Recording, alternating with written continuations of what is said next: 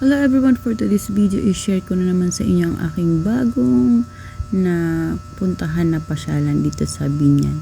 So ayan, hapon na nga kami pupunta dyan, kaya ayan, inabot na kami ng gabi dahil nag-enjoy talaga kami sa lugar na to. So yan yung view dyan kapag gabi. Pwede kayo ditong tumambay, kumain, mag-chill-chill, ganyan, chill night. So yan, madaming tao napunta dito. Ang ganda ng lugar na to kasi malawak. So yan, ang lawak ng space dito. Kaya pwede kayo magdala dito ng mga kaibigan, family, friends, ganyan. So ito naman yung ano niya, yung sa may gilid.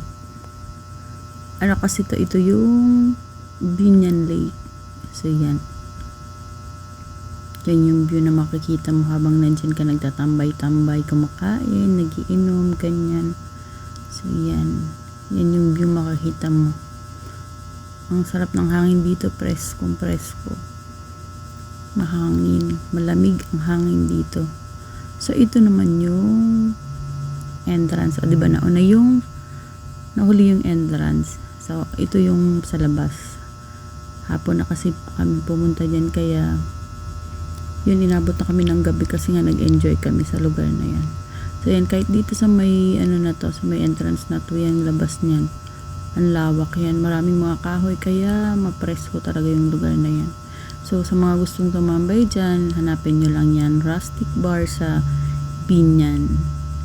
So yan, mag-i-enjoy kayo dyan. Yan, may mga upo-upuan dyan habang nagpapahangin. So yan, pwede kayo magtambay-tambay dyan. Ang lawak ng place na to. Meron din pala dyan live band kapag gabi, kaya sulit na sulit tumambay dyan. So yun lang, thank you for